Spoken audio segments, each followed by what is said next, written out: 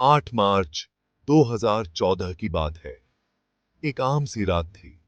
Malaysia airlines की flight 370 एक Boeing 777 Kuala Lumpur से बीजिंग के लिए अपनी रूटीन फ्लाइट के लिए तैयार थी। उसमें 227 यात्री और 12 क्रू मेंबर्स थे। अलग अलग देशों और बैकग्राउंड के लोग सफर के सपने को लेकर एक साथ आए थे। उनमें कुछ परिवार वाले थे जो अपने घर वापस जा रहे थे, कुछ बिजनेसमैन थे जो अपने ट्रिप पर जा रहे थे, और कुछ टूरिस्ट थे जो नई जगह देखने के लिए उत्सुक थे। उन्हें क्या पता था कि उनका ये सफर एक अकल्पनीय मोड़ लेगा और MH370 एविएशन मिस्ट्रीज के पन्नों में हमेशा के लिए दर्ज हो जाएगा। प्लेन कुआलालंपुर इंटरनेशनल एयरपोर्ट के रनवे पर आगे बढ़ा। उसके शक्तिशाली इंजन जोर से गरजने लगे। वो रात के आसमान में उड़ान भर गया, एक ऐसे सफर पर जो कि एक सीधा सा 6 घंटे का सफर होना चाहिए था। सफर का पहला भाग बिना किसी परेशानी के गुजरा। एयर ट्रैफिक कंट्रोलर्स पायलट से बात कर रहे थे। उन्हें रूटीन कंफर्मेशन और अपडेट्स मिल रहे थे। यात्री अपनी अपनी सीट पर बैठ गए। शायद कुछ PRH रहे थे, मूवी देख रहे थे या सो रहे थे।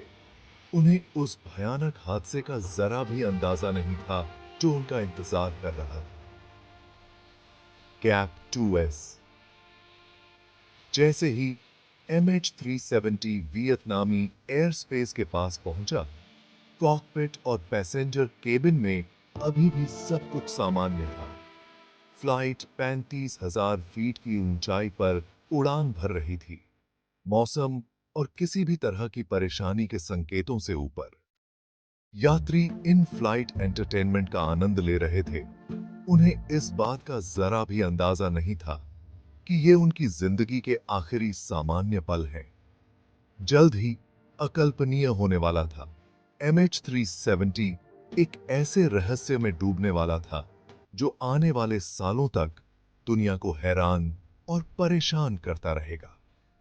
घड़ी में मलेशियाई समय के हिसाब से 1:09 हुए। वो समय जब वापस लौटना अब संभव नहीं था। यही वो पल था जब MH370 सिविलियन रडार स्क्रीन से गायब हो गए। रूटीन रेडियो कॉल बंद हो गए। कोई डिस्ट्रेस सिग्नल नहीं भेजा गया। 229 लोगों को लेकर वो प्लेन बिना किसी सुराग के गायब हो गया। पीछे छूट गया एक भयानक सन्नाटा और एक खौफनाक सवाल, मलेशिया एयरलाइंस की फ्लाइट 370 के साथ क्या हुआ? MH370 के गायब होने से पूरी दुनिया में शॉकवेव फैल गया। यह किसी थ्रिलर नॉवेल के सीन जैसा था। एक विशाल बोइंग 777 अत्याधुनिक संचार और ट्रैकिंग सिस्टम से लैस हवा में गायब हो गया। हर तरफ भ्रम की स्थिति थी क्योंकि अधिकारी स्थिति को समझने के लिए जूझ रहे थे। शुरुआती रिपोर्ट्स पर यकीन करना मुश्किल था, और जैसे जैसे घंटे बीतते गए और लापता विमान का कोई पता नहीं चला, वैसे वैसे दहशत बढ़ती गई। जांच का शुरुआती फोकस दक्षिण चीन सागर पर था, जहां MH370 ने आखिरी बार एयर ट्रैफिक कंट्रोल से संपर्क किया था। मलेशिया, वियतनाम और चीन सहित कई देशों की सर्च और रेस्क्यू टीमों ने जहाज और विमान तैनात किए और पानी के विशाल क्षेत्र की छानबीन की। जैसे जैसे दिन रात में बदलते गए, खोज अभियान तेज होता गया, लेकिन रहस्य और गहराता गया। दक्षिण चीन सागर की गहराई से कोई मलबा, कोई संकट संकेत, कोई सुराग नहीं मिला। जैसे जैसे खोज आगे बढ़ी, जांचकर्ताओं को एक भयानक जानकारी मिली। MH370 अपने नियोजित उड़ान मार्ग से काफी भटक गया था। सैन्य रडार डेटा से पता चला है कि नागरिक रडार से गायब होने के बाद विमान ने एक अप्रत्याशित मोड़ पश्चिम की ओर ले लिया था। मलय प्रायद्वीप के ऊपर से वापस उड़ान भरी और विशाल और दूरस्थ हिंद महासागर की ओर चला गया। इस खुलासे ने तलाशी अभियान का फोकस बदल दिया, खोज क्षेत्र का विस्तार तेजी से बढ़ा दिया और MH3 सबडिटेशिये सतत्य के लापता होने की घटनाओं के बारे में और भी सवाल खड़े करते। नियोजित मार्ग से विचलन और किसी भी संकट कॉल की कमी ने इस अटकलों को हवा दी कि यह गुमशुदगी कोई दुर्घटना नहीं थी। कई थ्योरी सामने आए। कुछ ने कहा कि यह मैकेनिकल फेलियर था, तो कुछ ने कहा यह पायलट द्वारा आत्महत्या का केस है, तो कुछ ने कहा कि प्लेन को हाईजैक किया गया।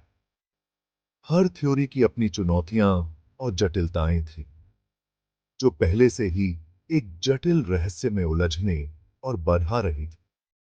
दुनिया देख रही थी और इंतजार कर रही थी, जवाबों की उम्मीद कर रही थी, जबकि MH3 से सर्दी पेप्टी में सवार लोगों के परिवार आशा की एक किरण से चिपके हुए थे, अपने दुख में एकजुट थे और अपने प्रियजनों की किसी भी खबर के लिए बेताब थे। MH387 की खोज जल्द ही उड्डयन इतिहास की सबसे बड़ी और सबसे जटिल खोजों में से एक बन गई। दो विशाल ओशियानों, हिंद और दक्षिणी हिंद महासागर में फैले इस खोज अभियान में 26 से अधिक देश शामिल थे, जिन्होंने अत्याधुनिक तकनीक और विशेषज्ञता का इस्तेमाल किया।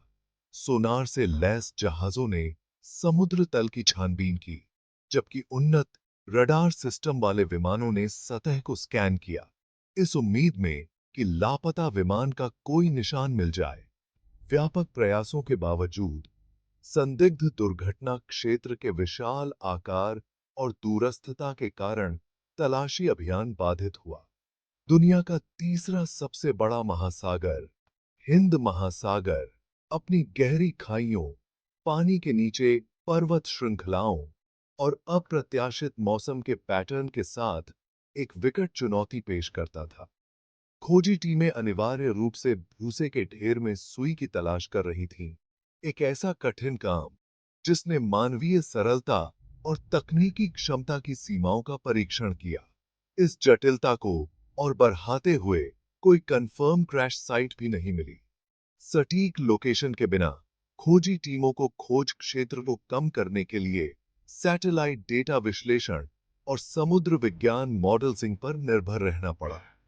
इसमें विमान से एक उपग्रह को भेजे गए फीके संकेतों का विश्लेषण करना शामिल था, एक प्रक्रिया जिसे हैंडशेक पिंग के रूप में जाना जाता है, और मलबे के संभावित मार्ग की भविष्यवाणी करने के लिए जटिल ड्रिफ्ट मॉडलिंग का उपयोग करना शामिल था।